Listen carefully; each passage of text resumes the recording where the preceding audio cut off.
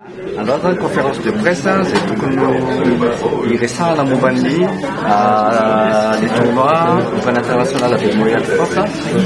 izay tokony hanomboka tamin'ny 10 octobre. Akanjo nefa dans le maraina zany voarainay ny information hoe tsy tokony misy fivoriana sportif karaha fa en tout cas si azo atao zany les tournois donc voatery zany na hembotra nisy zany zao dia nanaovana ny fivoriana koa zany ahafahana jerena raha ohatra le mpanohana rehetra ve midikotra tsy mitohy no zavatra mampalahelo zao dia ohatra nytao tsisy olana zany izy fa afaka tohizana l'izy raha afaka tohizy averina l'izy d'ici voazo le levain'le décision ministérielle.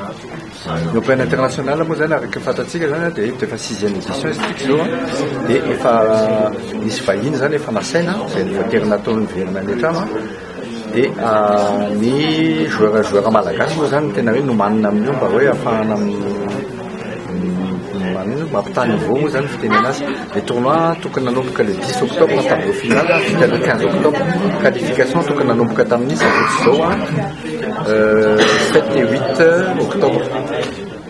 Mazava loatra fa dia joueur koa zany sarotra be mihitsy amin'ilay fanitady anazy dia noho ny fanemorana anazy ity tsy maintsy mbola mijery zany tsika hoe ovina l'izy no levé dia manomboka eo inona ny daty dia amin'ny daty io izy andray no afaka tsona raha eo ihany ny verina na tsy verina. Donc joueur mantsy joueur manana iny joueur professionnel izy donc ny zavatra tournoi indienne ka tsy maintsy mitapo amina zay tsy maintsy atao zany zay assurena zao hoe iverena any aty na tongavany aty zany mbola asa manokana. Araka le teneniko anareo teo zany misy le tournoi zany resaka sponsoring raha ohatra hoe malala tanana zany vonina manosika ny tournoi zay moa vonina ty amin'ny country club dia mazava loatra le izy fa tonga dia mitady daty manaraka zay akaiky nety satria 2017 efa hitantsika